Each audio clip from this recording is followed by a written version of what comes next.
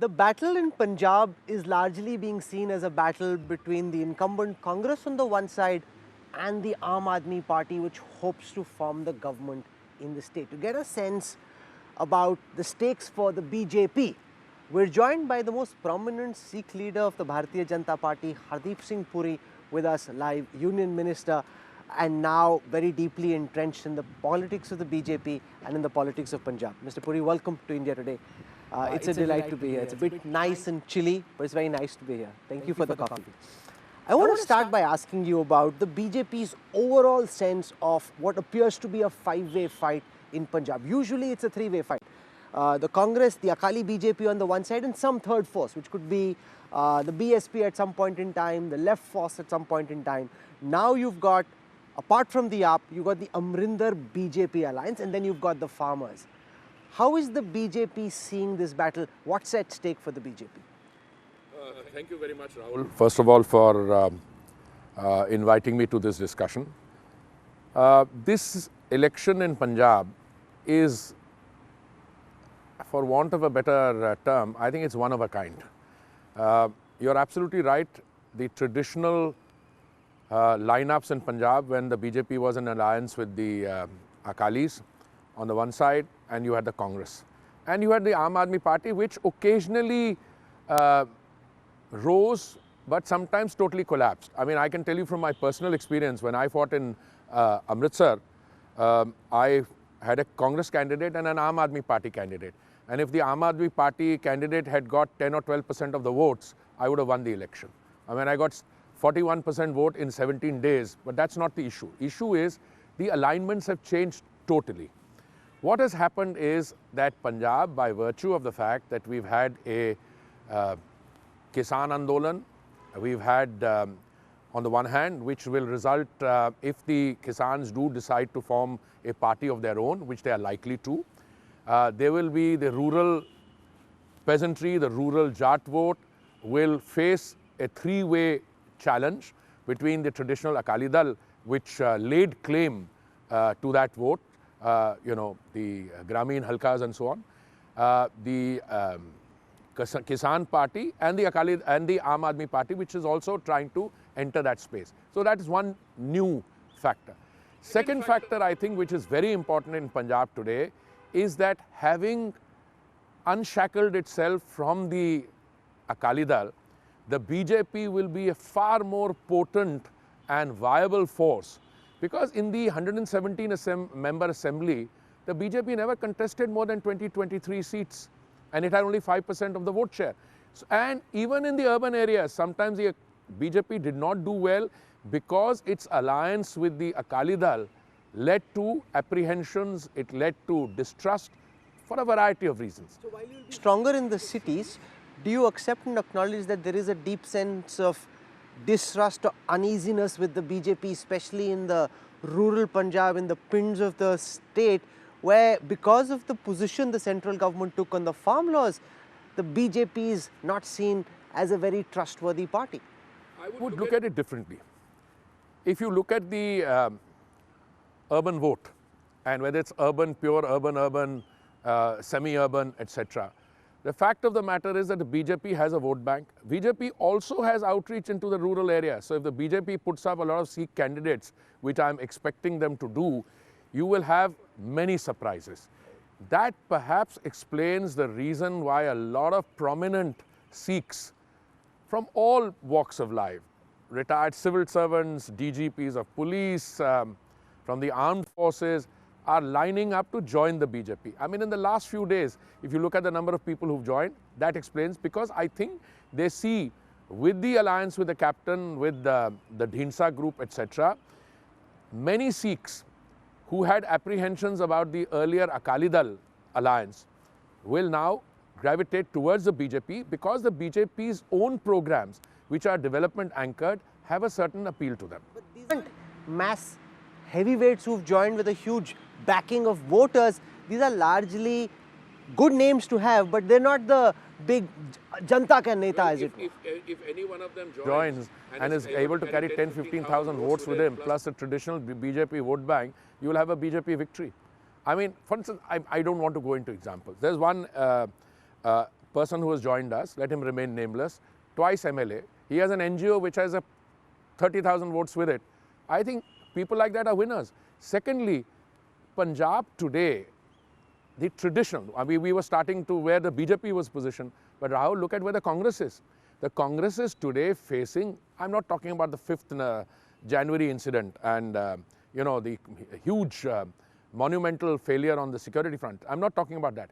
I'm talking about the ongoing civil war which is escalating by the day between the incumbent chief minister who presents a certain platform and an aspiring chief minister, very colorful person, friend of mine, friend of all of us. That doesn't augur well for the party. And that is why you have a party which has been in power for 5 years, which is now deeply divided, and you have different people articulating their future in a very fractured way. Let's spend a moment talking about the incident on the 5th of January. It's very clear that this was a big security failure. Do you think this is just sheer incompetence on the part of the state government, or do you attribute malice to what happened? You know, the dividing line between incompetence and malice is a very thin line. It gets blurred very often. I think incompetence is a large part of it, but I think there was a sinister design. And I'm choosing my words carefully. Sinister design was there. Let us somehow ensure that the Modi rally does not succeed.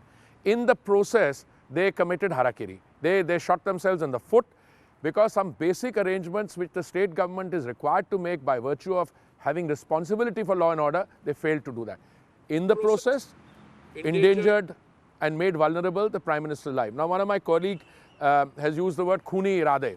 I was asked on twice, do you subscribe? I said, irada is something you must ask the person who failed in his or her duty or who failed in state responsibility.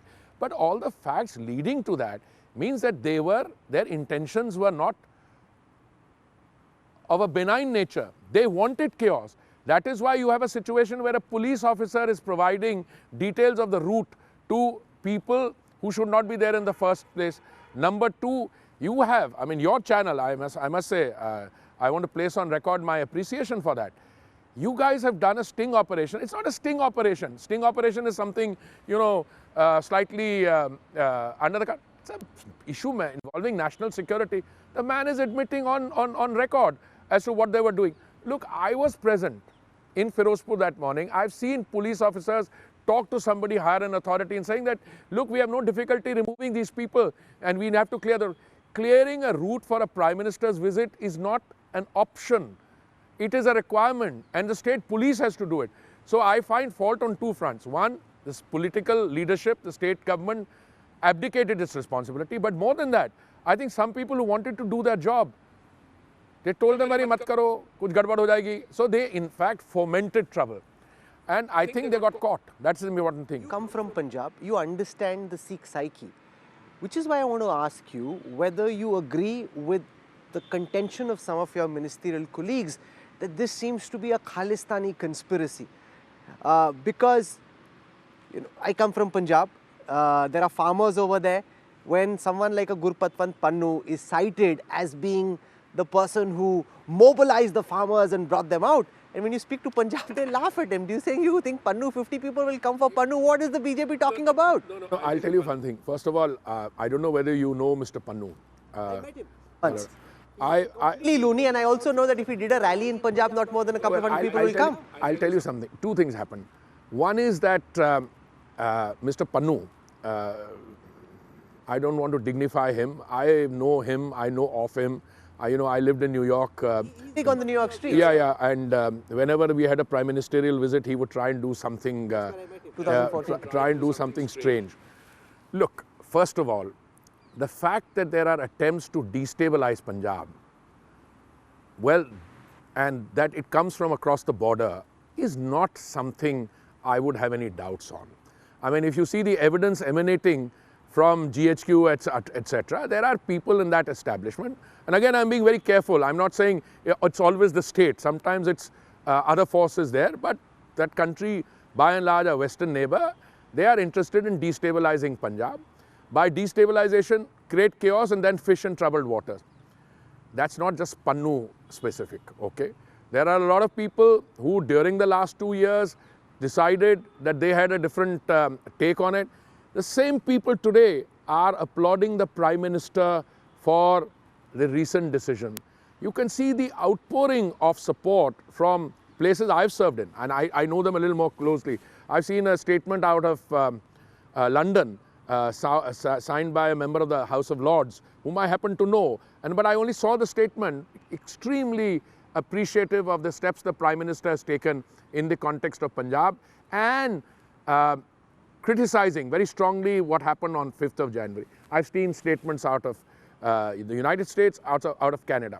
So I think in this entire set of events which has evolved, the loonies are being overtaken by the more sane voices, and I think the overwhelming number of people in Punjab and outside who wish Punjab well prefer the mainstream narrative, which is development oriented, and for us to shy away from this kind of lunacy. I didn't get a direct answer, so I'll ask again. Do you, Hardeep Puri, believe that what happened in Punjab on the 5th of January was a Khalistani conspiracy? Well, it was a state failure out of which the Khalistanis tried to do that. But there was a Khalistani element. There has to be. You see the statements coming out of the neighboring country. How quick. So I am not in a position to quantify. Because many in your cabinet are. Well, I'll say something. We are a big party. We have a number of people, and I think they may be quoted. And I don't know. As I said, when I was asked about the Khuni Irade conduct, I said that what she said could logically follow from the set of circumstances that you saw evolving.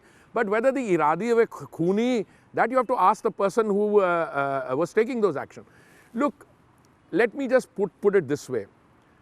I think whenever there is destabilization, people who like to hide behind the Khalistani thing, or people who they try to take advantage of it. In other words, if there is chaos somewhere, somebody will turn around and say, Khalistani ne karwaya. Bare, usme Khalistani bhi honge, I have no doubt. And Mr. Pannu always lends himself to upfront photography. But in the intellectual circles of Punjab, there is this growing concern that a lot of what might happen, which seems to be going against the BJP government at the center, is positioned as a Khalistani conspiracy, which if you're trying to mobilize the Hindu vote in urban Punjab might work well in a short-sighted sense, but in a longer time frame is deeply deleterious to India's social fabric. No, I don't subscribe to that. I don't think anything we are saying or doing, it can only strengthen India's social fabric, both in terms of the kind of groups that you're talking to, the people who are what I call the more articulate urban, elites which talk about it. Look, that there are issues no one is going to run away from. That there were issues in terms of our agriculture, nobody is going to run away from. Equally, the people there, the water table is dropping. You should be diversifying. You should be going into certain areas. In fact, somebody did a calculation for me the other day and said that instead of, once we wanted MSP, PM, even whilst Parliament is in session, he said MSP will stay. There's been record procurement, all these things. Money has gone directly into the farmer's pocket. That's all taken care of. But that's not what we are contesting. We're not contesting the farm bills, the need to bring those agrarian reform. I'm saying if farmers are protesting, this attempt made by many in the BJP to position those protesting farmers as radical Khalistanis, that's not sitting well with a lot of people in Punjab. I think when you are in a political discourse like this, allegations fly fast. And every time you see Mr. Pannu's face or somebody else who's identified with what I would call a lunatic fringe, I'm choosing my words carefully, the lunatic fringe, people will say Khalistani, etc. Well, you are having a danga somewhere, you're having chaos, and Mr. Pannu injects his photograph, somebody is liable to make that mistake. For the BJP here, sir, is that there are protesters who are protesting against the Prime Minister's visit and protesting against the decision on farm laws, and they are not Khalistanis, and they're telling me clearly, we are not Khalistanis, and how dare you call us Khalistanis? No, but that's fair enough. That's also a semantic arguing point. I think that for quite some time, because the BJP's own inability to reach out to some of these people, and there's an explanation for it. Because we were in an unequal alliance, by unequal I mean an alliance where the entire rural, and this is where the problem arose, that was with the Akali Dal, and the Akali Dal is the party which was fomenting it. I mean, who makes a statement like this, that if any of you go to the rally, you will be walking on the bodies of those 700 who lost their life? This is designed to foment. So here you make a statement, you provoke, you foment trouble, and then say, this is what happened. Look, I think people are seen through this game. And I think BJP has seen through this game, all right? One of the arguments which a senior colleague of mine, alas, he's no longer there, when I used to question, and I know I'm not talking about the time post-2017, when I became a member of the Council of Ministers. Much before that, I used to ask, why are we in alliance? We mean the BJP. I regarded myself as a member much before I joined the cabinet. Why are we in alliance with Akali? And the argument which came was a very interesting one. You know, when they are in alliance with us, they are mainstream. Otherwise, they will become X, Y, and Z. I won't even go to the extent. I soon came to the conclusion that they are using their alliance with us in order to be able to stoke that constituency. I'm telling you, the best day that has happened in our political life is that they walked out of the alliance. You know, sometimes when you're in a bad marriage, you rather that the other guy breaks it. But it was coming to a point where we would have been left with no option. But going by the logic of the likes of Arun Jaitley or even Amit Shah, who have very often said the same thing, having the Sikh party and the Hindu party together actually kept Punjab in the middle. Now, what makes you think the Akali Dal is the only Sikh party? I have a more fundamental. Why can't BJP be the only Sikh party? Look, it is a fact that the Akali Dal would not allow any leader to emerge in Punjab other than their own family. In fact, they didn't even allow Arun to win. You know, there are many takes on why Arun lost the election in 2014. I was there. I spent good 7 to 10 days there. I have a take. One is that some of the acts of omission and commission of the Akali Dal rubbed off onto Arun's candidature. No, I have a more fundamental basis. Actually, the Akali Dal always wanted to be in a position of dominance and control. And therefore, whenever you look at it, apart from the 117 minus 20, 22, 23 seats that we contested, I genuinely believe that the BJP under Mr. Modi, whose commitment to the Sikhs and his actions speak for themselves, can become a party representing not only Sikh aspiration, but Sikh interests. Let's spend a moment on that. You're saying, why can't the BJP be the party of the Sikhs? I counter ask you this question, that can a party that espouses Hindutva be a party of the Sikhs? Because a lot of Sikhs don't like the idea of a overbearing Hindu or the Hindu way of life standing on their heads and telling them what to do. They think, we're Sikhs, we'll do this our way. You don't tell us what to do. First of all, Hindutva is not overbearing or dominating, number one. Number two, well, then we need to correct that. I've had very senior members of the community, I've had academic strength. Where did Sikhism come from? You can talk about the Sufi saint period, okay? You can talk about Nanak, etc. But by the time you reach the 10th Guru, the identification marks which you and I are familiar with, okay? This was to protect the Hindu faith, okay? Now, if you look at it in that and you cut out the lunacy and the on either side, there is absolute compatibility between the Hindus and the Sikhs. Look, I'm a proud Sikh. I didn't choose my religion. I was born into a family of refugees. My parents were both refugees.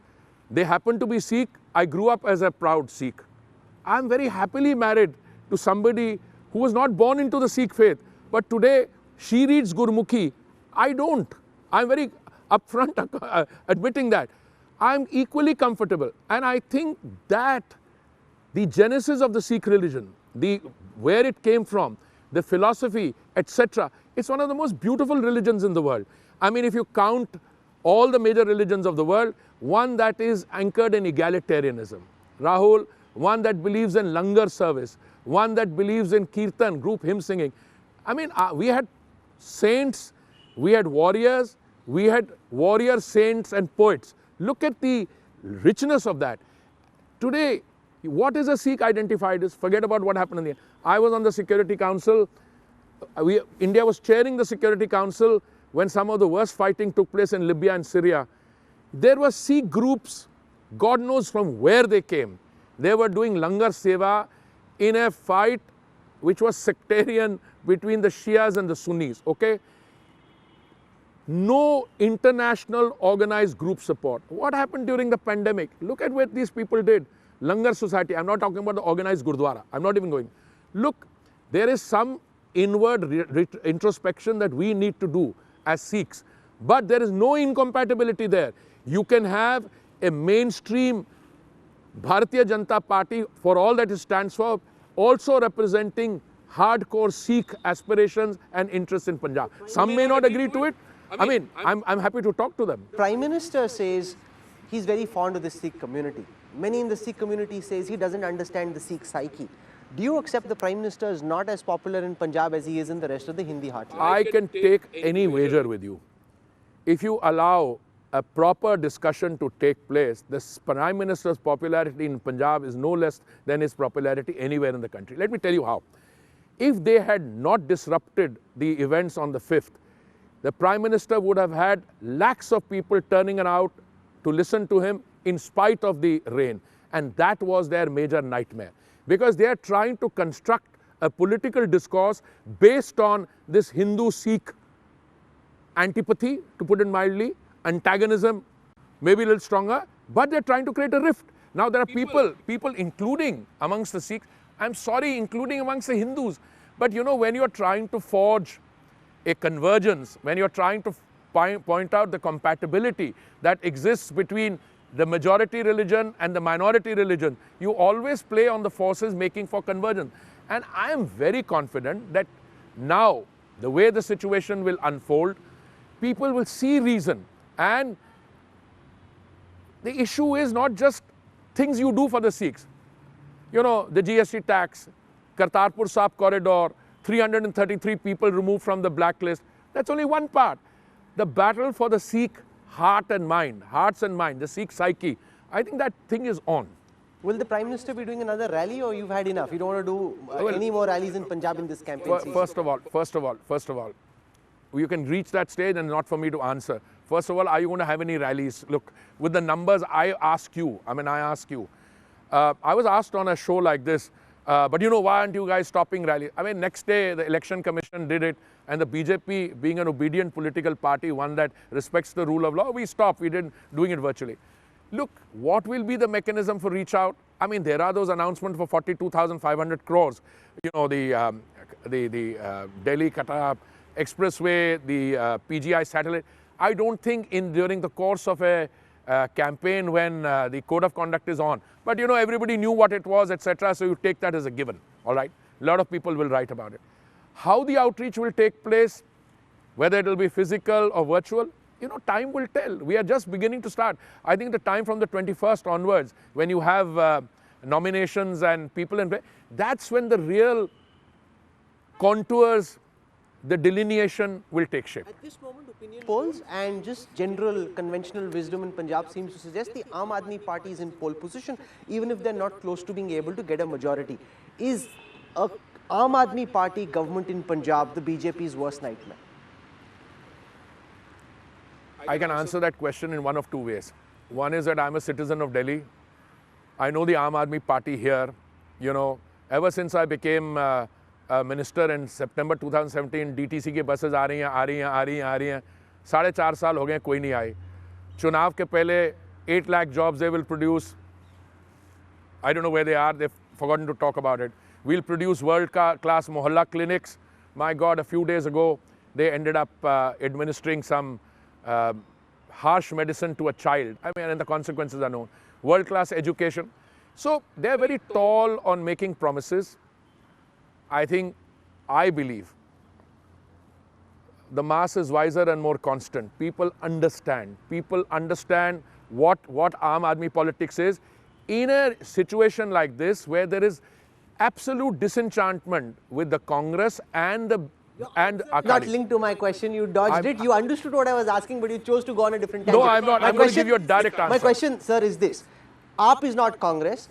Kejriwal is far more feisty than Rahul Gandhi is. He gets under the skin of some BJP leaders. Given the fact that they already rule Delhi, they're trying to expand in places Your like question Goa. is their worst nightmare? Is it therefore BJP's worst nightmare to have an AAP government in Punjab? First of all, BJP today has 303 seats plus in parliament. BJP in all the 5 states that elections are going to take is going to do well. I don't think any political party, let alone the Aam Aadmi Party, is going to be a nightmare for the thing. God forbid, if you were to have any political startup or outfit win, we'll deal with it.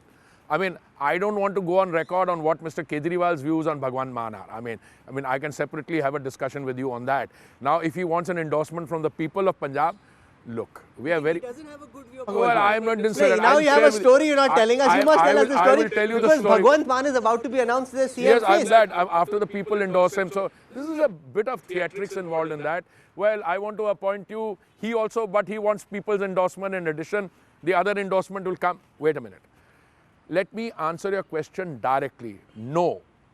The BJP would like the elections in Punjab to throw up a responsible government which has the interests of Punjab at its heart and which is able to carry out development in this sensitive border state. If you go into the history of the Aam Aadmi Party, what they've done in the past, what they're capable of doing, somebody told me they're maturing. They created chaos in Delhi once in a wintry night, etc. They all lay down on pavements, etc. You don't play loose ball in a border state which is a sensitive state. I wouldn't be too worried about that. We can deal with those situations. BJP is... Your alliance with Amarinder Singh coming along. Is Captain Amarinder now a spent force? What is he bringing to the BJP bandwagon? Are you hoping that he'll help mute some of the anger amongst people who are upset with the farm laws? That's the purpose he serves. You got a credible judge Sikh face. I think you're being a little harsh, Rahul. I think you're being a little harsh. Captain has not only long-standing history, he has what we call chavi. He is respected as a icon of the Sikh community. And if I were to compare him with some of the others who are in the fray, he's far more respected than some of those self-styled, people who make statements. I think Captain brings with him many things. He brings with him a sober, mature view. On national security, he brings a very good line. And you contrast that. Look, I was privileged. And as a disciple, I was very privileged to be on that first Jatha, if I may call it that, where we went to Kartarpur Sahib. Rahul, I contrast the kind of statements that the captain made and the dignity with which he conducted himself with what our friend, the aspiring, the one who aspires to be chief minister, what he said, Jaffi Puppy politics, no understanding of what the, security strategic quotient is in this part of the world. I remember getting into a bus in which Mr. Imran Khan was there, and the first question, I don't know whether he knew, oh, Sada Sidhu kithe hai? I mean, it's captured on camera. I thought I'd witnessed something, somebody took it on camera. Here, anything you say or do just get captured on camera quite easily. Look, I said two things to you. Captain and Mr. Dhinsa prove at the very least that the Bharatiya Janata Party, for whatever it stands for, is a responsible party and good for the state of Punjab. That is the message that they bring. Okay. Individually, look, I don't like having a discussion, is somebody a spent force? Frankly, I don't agree with that. Some of our most respectable people, they bring a lot of gravitas. And age and activism is perhaps not the issue. Well, we have an unpredictable election ahead of us. You have a few busy weeks ahead of you. Wish you all the best. Hardeep Singh Puri, thank you so much for joining us. It's interesting talking politics with you. We've spoken about what you're doing at the ministry. We've spoken when you were in New York and elsewhere. It's interesting to see you in your avatar as a politician. Thank you so much. Thank you. Thank you. Thank you.